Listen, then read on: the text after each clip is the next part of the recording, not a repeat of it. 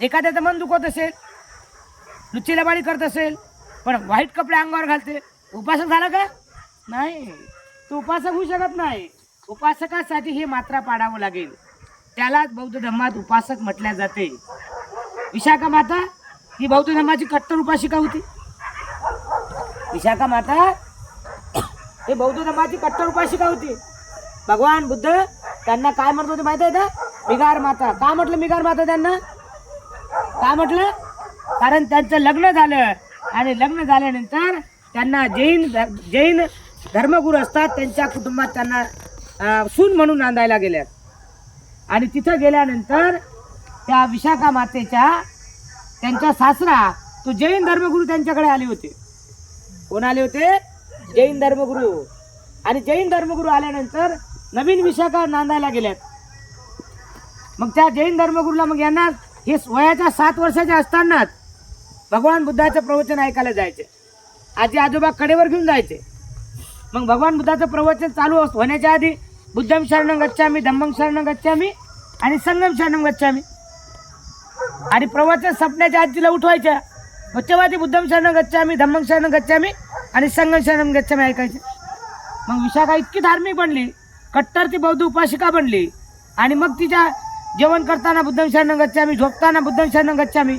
आणि मग तिचं लग्न जुडलं एक जैन जे धर्मगुरू असतात त्यांच्या उपासकासोबत. आणि मग त्याचं लग्न झालं. ती नांदायला गेल्यात. आणि नांदायला गेल्यानंतर त्यांनी ठरवलं की नवीन सून आलेली आहे, आता आपल्या गुरुला आपण बोलवलं पाहिजे. आणि मग त्यांचे गुरु आले. गुरु आल्यानंतर मग हिंचे भोजन वाढू लागले. मग ही त्यांना काय म्हणते माहित आहे?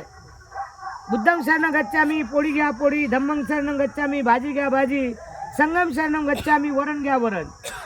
मग त्या धर्मगुरू पळून गेले. आमचा उपास बाटला. काय केलं? ते निघून गेले जेवण न करता. बिगार राजाला हा राग आला की सुनीमुळे माझे गुरु रागाने निघून गेले, म्हणजे माझं काहीतरी वाईट होईल. मग अशी सून नको आहे. एक दिवस बिगार राजा जेवण करत असताना बौद्ध भिक्खू आलात. विशाखा माता त्यांना हवा घालत होती. हवा घालत असताना त्यांनी त्यांना न बघून न बघल्यासारखं केलं. विशाखा माता म्हणल्यात की बंतीजी पुढे व्हा, बंतीजी पुढे व्हा. दुसऱ्या दिवशी सुद्धा बंतीजी त्याच वेळेस राजे जेवण करायला बसले. मिगार माता हवा घालत होते आणि बंतीजी उभे राहिले. राजाने बघून न बघल्यासारखं केलं. तेव्हा विशाखा म्हणल्यात की राजे आपण पुढे जा, माझे सासरे शिळं अन्न खात आहेत. सासऱ्याला राग आला, अरे मी तर ताजं अन्न खातोय आणि माझी सून म्हणते शिळं अन्न खातोय, काय कारण आहे शिळं अन्न खायचं? आणि म्हणून मग त्यांनी मला अशी सून नको आहे, मला हे सूनच नको आहे. आणि म्हणून सुनीला त्यांनी माहेरी पाठवलं. आणि पूर्वी आज आपण कोर्टात जातो है ना, कोर्टात गेल्यावर वकील असते है ना. पूर्वी काय असायचे? पंच लोक असायचे, 5 लोक, त्यांचे 5 यांचे 5 आणि त्याच्यामध्ये चर्चा चालायची है ना. मग विशाखाला माहेरी पाठवून दिलं, मला हे सून नको आहे. गुरु पडून गेले, मला शिळांना खातं म्हणतात, मला अशी सून नको आहे. मग त्यांचे 5 लोक यांचे 5 लोक न्याय करायला बसले. आणि त्या चर्चेमध्ये त्यांनी विचारलं की मिगार माताने यांनी असं का म्हटलं की माझे सासरे शिळांना खात आहे?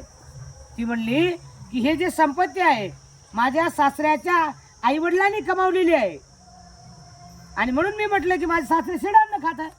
मी काय वाईट दृष्टिकोन मागितलं म्हटलं नाही.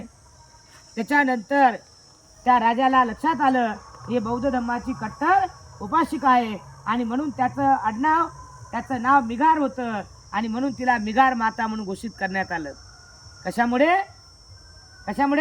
सासऱ्यामध्ये बौद्ध धर्माचं परिवर्तन केलं. सासरा बौद्ध धर्माचा उपासक बनला, भगवान बुद्धाला लीन झाला, भगवान बुद्धाला शरण गेला आणि म्हणून सासऱ्याचं आडनाव सुनीला पडलं. काय म्हणलात? मिगार माता म्हणता इतिहासामध्ये. ती आदर्श उपासिका होती. आणि म्हणून आपण आपल्या कुटुंबात आदर्श सून बनली पाहिजे, आदर्श सासू बनली पाहिजे, आदर्श पत्नी बनली पाहिजे, आदर्श मुलगी बनली पाहिजे, आदर्श नात बनली पाहिजे, आदर्श मुलगा बनला पाहिजे, आदर्श पती बनला पाहिजे, आदर्श कुटुंबामध्ये जीवन जगलं पाहिजे. त्याला बौद्ध उपासक असे म्हणतात. विशाखा मातेचा एक दृष्टांत समोर ठेवला पाहिजे.